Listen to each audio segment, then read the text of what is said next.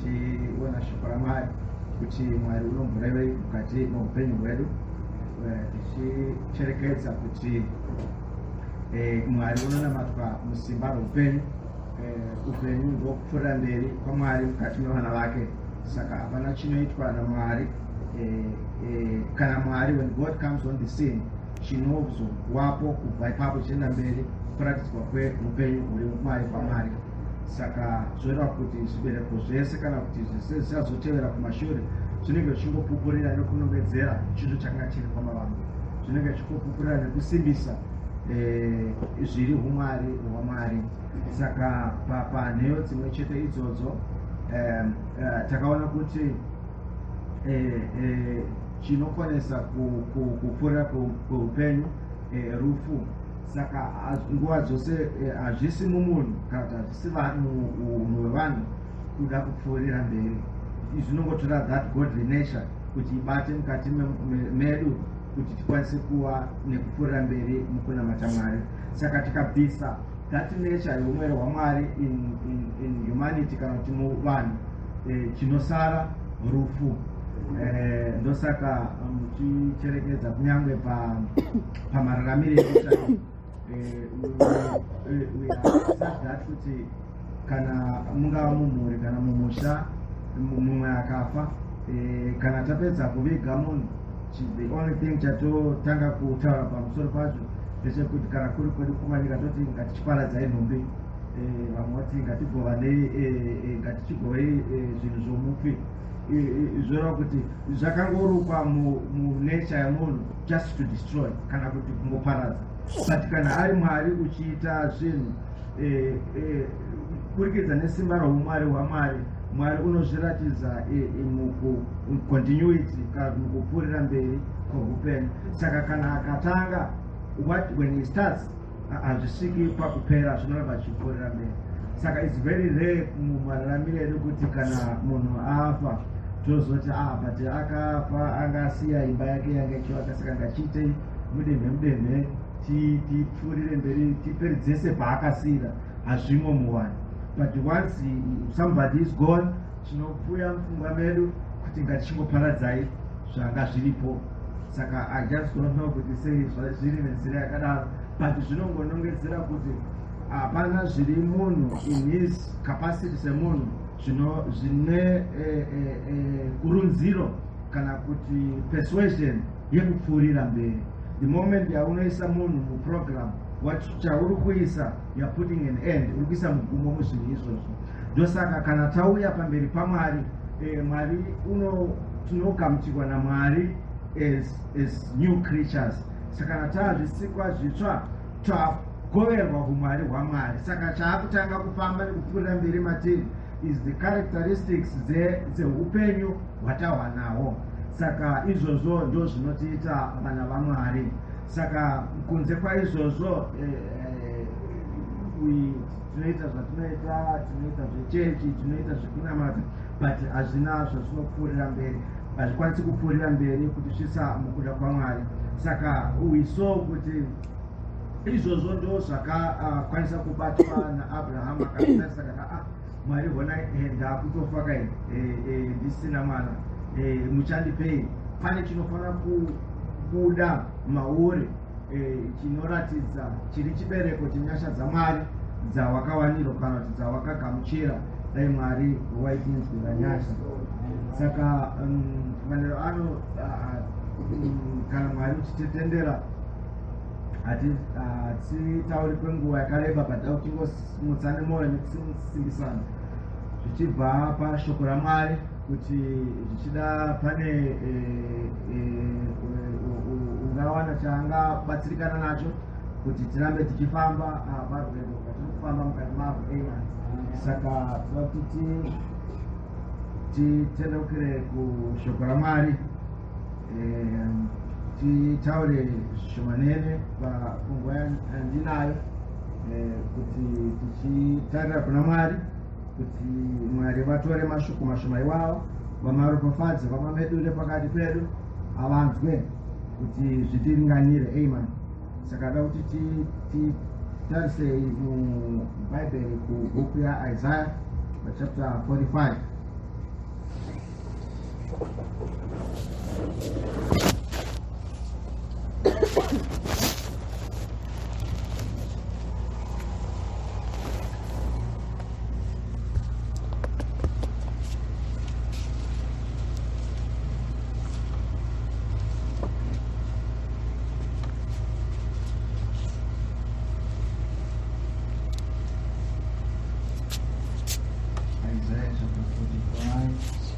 Isaiah chapter 45.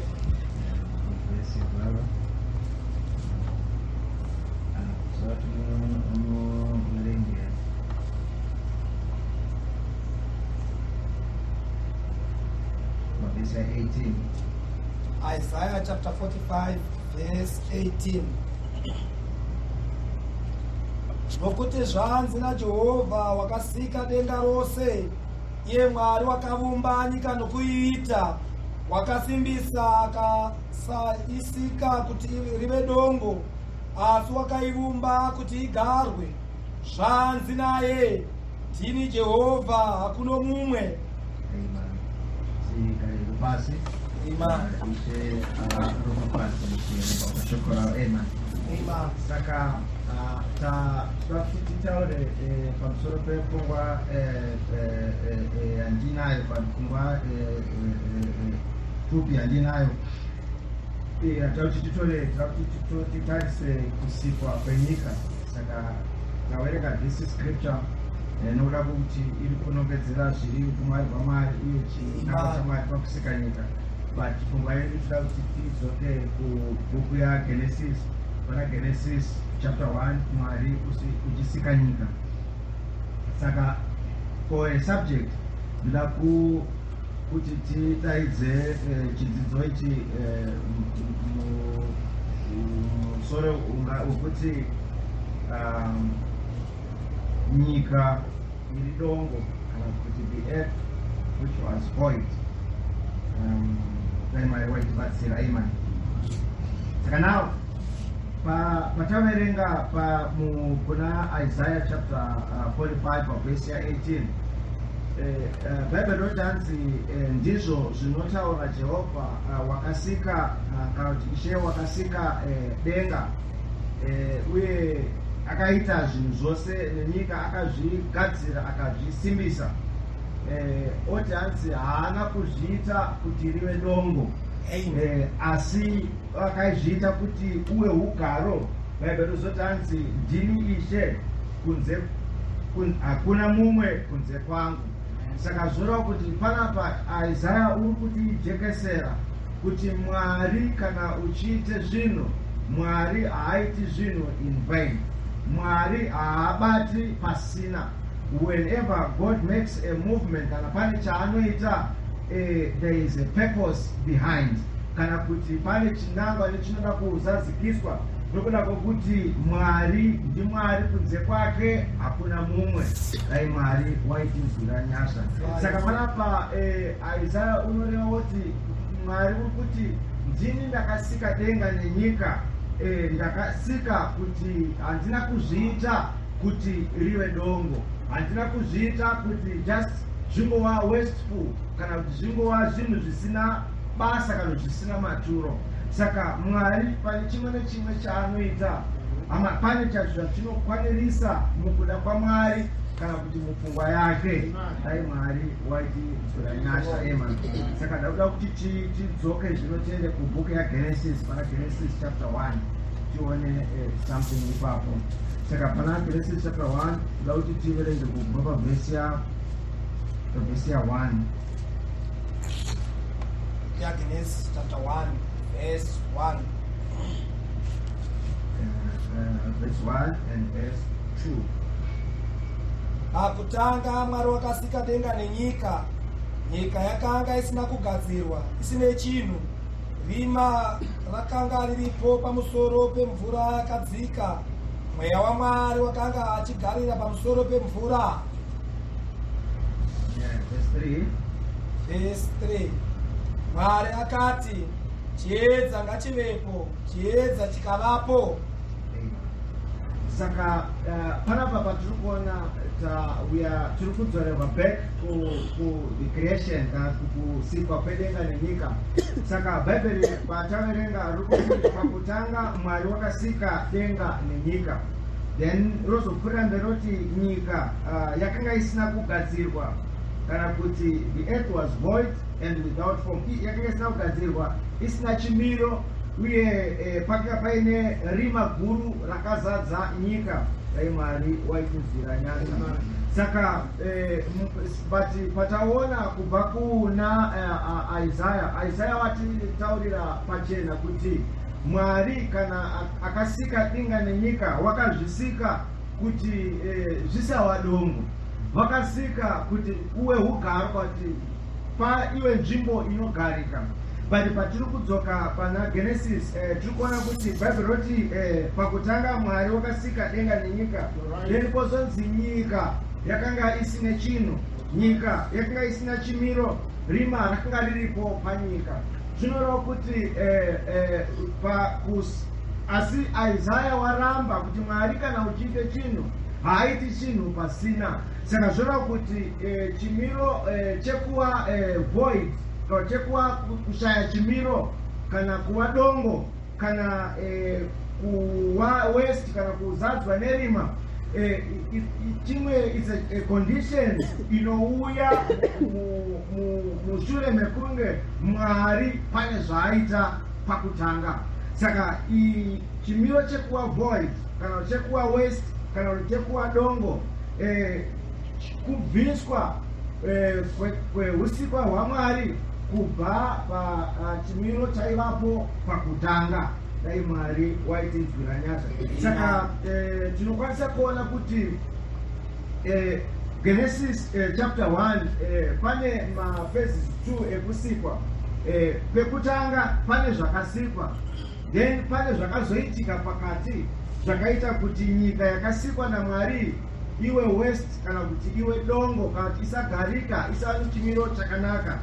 Then mushure meizvozvo Mwari unouya zvakare oti let there be light kana kuti chiedza ngachiwepo, then chiedza chowapo.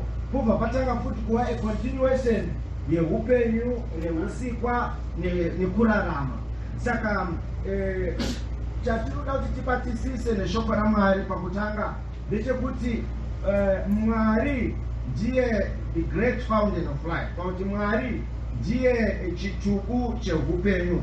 Maari mune rudo rwakakwana, maari mune kuchena, maari mune utsvene, maari mune kururama, maari mune kunaka kwose kwatisingakwanisi kutsanangura kana tichishandisa mashoko edu. Saka ari muchimiro ichocho haakwanisi kuita chinhu chiri defective, haakwanisi kuita chinhu chisina chimiro, haakwanisi kuita chinhu chiri useless. But kana isusu tauya pamberi paMwari, Bible rinotiudza roti isusu takazikama kare nyika isati yavambwa. Saka again zvoroti kunyangwe mucreation kana kuti mukuudzwa kwedu pamberi paMwari there is a twofold creation. Kana tichiona kuiswa kwedu kuna Mwari, pane our first state yatakanga tiri mupfungwa dzaMwari, pane pawakanga uri pasati pawepo zvaitika nhasi, pane Mwari zvaaikuziva uri usati wafamba nenzira yawafamba nayo nhasi. Saka kana uchizvitarira zuva ranhasi unokwanisa kuzvifananidzira nenyika isina chimiro, unokwanisa kunge uri nyika yakakomberedzwa nerima, unokwanisa kunga uri nyika isingagarike. But taona kubva kuna Isaiah kuti Mwari unoti ndini ndakasika denga nenyika, handina kuzviitira pasina. Saka Mwari haana kukuisa in his plan for nothing. Mwari haana kuona kana kutemera pakutanga kuti zvingopere zvakadaro, but Mwari une chinangwa neupenyu hwedu. Saka there is a stage inopfuura neupenyu hwedu, kana kuti pane nzira dzatinofamba nemadziri dzitakapfuura nemadziri dzokuti kana Mwari uchititarisa tinowa rima, unoona rima, pane kuwa west kokuti upenyu hwedu hwakaparadzwa, hapana chinokwanisa kuumbiridzwa pauri, hapana chinokwanisa kusustainwa neupenyu hwedu. Asi pataona pana Genesis, whatever happened uye hatizivi kuti nyika yakararama munguva yakadii iri muchimiro chekuavoid. Hatizivi kuti pakapera makore akawanda zvakadii isina chimiro. Hatizivi kuti yakatora nguva yakawanda zvakadii akakomberedzwa nerima. But chakakosha chatinonzwa muna Genesis panonzi mweya waMwari wakanga uripo nguva yese. Saka ndo zvazvinoitawo kunyangwe mukati meupenyu hwedu. Ama tingadai tiri pa a certain stage of phase yeupenyu hwedu yekuti kana tikatarisa haina chimiro, kana tikazvicherekedza hazviyamburiki. Asi rangarirai chinhu kuti Mwari haikuunza munharaunda dzinorehwa shoko raMwari in vain. Mwari haakubatanidzi neivavo vakatenda zvokwadi zvisina maturo. Pane Mwari chaanoda nekubatanidza pamusoro peupenyu hwako. Saka hazvinei kuti nyika yakararama for how many millions of years iri in darkness. Hazvinei kuti yakararama munguva yakareba zvakadii iri void. But there is one spectacular thing chakaitwa naMwari. Mwari stepped on the scene, akataura, akati let there be light. Kubva ipapo nyaya yekuti yerima and voidness nekuwa west it was forgotten. Saka pane zvinoitwa naMwari mukati meupenyu hwedu kana shoko raMwari rataurwa. But chakakosha sida kuti tibate ndechekuti Mwari haana kutiita takaita zvatakaita kuti zvingova pasina. Yesu wakabata ichi, Yesu wakapfuura nepapo, Yesu wakaipa akakufambisa nenzira yaakakufambisa nayo. But shoko raMwari rinouya kwatiri richiti chiedza ngachivepo. Ndosaka Pauro uchizotaura kuti iye Mwari wakarayira chiedza kuti chibude parima ndiye wakavhenekera mwoyo yedu. Saka munoona kuti kupfuurira mberi kwako kana nekwangu pamberi paMwari kunotanga kana kuti kunovapo nekurayira kweshoko raMwari. Saka but nyaya yekuti kwapera nguva yakadii uri muchimiro chevoidness, izvozvo is not an issue. Nyaya yekuti kwapera wafamba zvakareba zvakadii uri muchimiro chekuwa west hazvina basa. But what makes a difference is panorehwa zviri umwari hwaMwari, ama chiedza chinovapo. Saka ndokumiswa kwatinoitwa sevana vaMwari. Saka takanga tine nzvimbo kana une nzvimbo yako muna Mwari. Mwari unokuziva nemumwe mutoo. Mwari unokuona neimwe nzira. Asi today you are here, kana kuti nhasi uri pano, but shoko raMwari rinoreva zvekuti kuburikidza nokutenda nyika dzakanatsorongedzwa nenzwi raMwari. Saka kutaura kwaMwari kana kuti kunzwika kweshoko raMwari that brings order mukati meupenyu hwekereke yaMwari. Kunzwika kwekutaura kwaMwari kunoudza order even in your personal life. Dai Mwari waiti nzwi ranyasha. Saka kana Mwari wataura, kana shoko raMwari ranzwika, Bhaibheri ndobva tinotanga kuzotudza zvinoti chiedza chavapo, zonzi kwakavapo nemasikati, kukavapo nemadeko. Saka even the counting yekuverengwa kwenguva, where things start to be recognized in a timeline, ama zvinotangapo kana Mwari wataura chimwe chinhu mukati meupenyu hwako. Ndosaka Bhaibheri chiti Mwari wakarega hake kuverenga nguva dzekusaziva. Pane kana Mwari akutanga kuverenga nguva yekurarama kwako neupenyu hwekereke, unozviita zvinotangapo kurahwa kana shoko raMwari rataurwa. Ndosaka kunyange vaIsraeri pavakararama havo vari muIjipiti, vari munhapwa, kana vakuverenga kalenda yavo inotangira pavakabuda shoko raMwari rabata mukati meupenyu hwavo. Ndio paunotanga kaunda kuti chiverengo chemazuva kunyange pakalenda yavo. Saka Mwari haabati nesu nezvatinoziva. Mwari haabati nesu nezvinooneka. Mwari haabati nesu nezvatinofungidzira. But Mwari unoratidza zviri pfungwa yake ari muchimiro chake cheumwari chinorehwa muna John chapter 1 kuti pakutanga kwaivapo shoko rakanga riri Mwari, shoko rakanga riri kuna Mwari. In that state iyoyo hakuna wakanga uchimurunzira kana kumupa mazano, hakuna wakanga uchimu-influenza zvokuita, but he existed ari mukuzara kwoumwari panguva iyoyo. Saka ari imomo, that's when he saw the church. Ari muchimiro ichocho ndopaakakuona, ari muchimiro ichocho ndopaakati ita vana vake. Saka kuberekwa kwatakaita takazotiitawo vanhu vari void and vanhu vari west, but there is something Mwari chaanoita, uri kutaura shoko rake mukati meupenyu hwedu. Saka kana shoko raMwari tarinzwa, hama chiedza chavapo, potanga zvino kuva nokuverengwa kwamazuva, kwatanga zvino nokupfuurira mberi kweupenyu. Dai Mwari waitinzwira nyasha. Saka chatiri kuratidzwa neshoko raMwari ndechekuti Mwari haana kukudana kana kukuisa nokukusvitsa pawasvika in vain. Hazvisiri izvo, nokuti Mwari chese chimwe nechimwe chaanoita hama chine pachinokwana nokuzadzisa mupfungwa yake. Saka hazvinei kuti the earth was void, it doesn't matter kuti the earth was west, but the Bible ndotanzi mweya waMwari wakanga wachifamba pamusoro pemvura zhinji panguva yekusaziva kwako, panguva when you are wallowing in sin, panguva pawakanga uri kure neumwari hwaMwari, mweya waMwari wakanga uchifamba pamusoro pemvura zhinji. Kudakara zuva apo chiedza chaMwari chakavhenekera upenyu hwako, ukaona kunaka nokubwinya kwaMwari. And now unokwanisa kuakwanisa zvinokufamba muchiedza cheshoko raMwari. Dai Mwari waitinzwira nyasha. Saka konzi paupo zvino neday, paupo zvino nenight. Then mukacherekedza kubva ipapapo Mwari pakati chiedza ngachiwepo.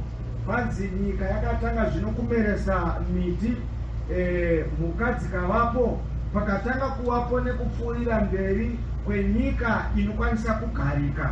Dai Mwari waitinzwira nyasha. Saka kufamba kwekereke yaMwari kana kuvandudzwa kwevana vaMwari kunouya bedzi nenzira yekunzwika kweshoko raMwari, kunooneka bedzi nenzira yekuratidzwa kwechiedza cheshoko raMwari.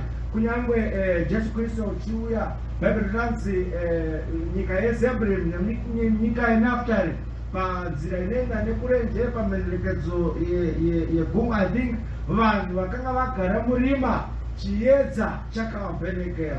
Hatizive kuti vanhu ava vakagara murima kwenguva yakadii, hatizivi kuti vakararama zvakadii, but there is a starting point yakavapo nekuratidzwa kwechiedza mukati meupenyu hwavo. Ndo zvazvinoitawo muupenyu hwedu kana tichiuya pamberi paMwari. It's not so much kuti wakaitei, it's not so much kuti chimiro chako neupenyu hwako uri mustate yakadii, but nyaya yakakosha ndekuti wanzwa here kutaura kwaMwari, wanzwa here kurehwa kweshoko raMwari. Shoko raMwari kana rarehwa, hama pane chinoitika mukati meupenyu hwako. Panotangapo kupfuurira mberi kweupenyu, ndo patinotangira zvino kuti ukabvunzwa kunzi waane makore mangani sezvakaitwa Jakobho, haisi one way answer kuti 15, 16, but pane pazvinotangira, ndipapo pakanzwikwa nekuratidzwa kweshoko raMwari. Dai Mwari waitinzwira nyasha. The earth that was void and west, dai Mwari waitibatsira. Amen. Saka shoko raMwari rinouya zvino roti chiedza ngachivepo, chiedza chovapo, then upenyu hopfuurira mberi. Saka ngatisakahadzika, ngatisanyara, ngatisatya, ngatisavhunduka, hama chiripo chechokwadi. Bible rationesa rokuti Mwari unoti ndini Jehovha ndakasika denga nenyika, handina kuzviitira pasina. handina kubatira pasina nokuti kunze kwangu hakuna mumwe dai Mwari waitinzwira nyasha. Saka kubata kwaMwari noupenyu hwako kukuunza munharaunda dzenyorehwa ukuru hwaMwari is not in vain, nokuti ndiMwari unozviita zvinhu zvazviri kuda kuti upenyu hwako usvike pachero chimwe chatinofanira kuti usvika pachiri. Dai Mwari waitibatsira, dai Mwari waimira neupenyu hwedu. Pane pataivapo tiri mupfungwa yaMwari, pane there is two creations mukuuya kwedu pamberi paMwari. Tisati tave zvatave, pane zvatakanga tiri mupfungwa dzaMwari. Tiri imomo Mwari wakationa takakwana, tiri imomo Mwari wakakuona wakarurama, asi nhasi you are void and you are waste, uye pane rima mukati meupenyu hwako. But shoko raMwari rinouya zvino roti chiedza ngachivepo. Dai tainzwa kutaura kwaMwari kuti zvigotiitira zvakanaka nokutenda nyika dzakanyatsorongedzwa nenzwi raMwari. Zvinhu zvinoonekwa hazvina kuitwa nezvinhu zvinoonekwa. Dai Mwari waitibatsira. Amen. Ishe akuropadzei, Mwari akuite zvakanaka, handisa pfuurire mberi. Amen. Saka ndira kuti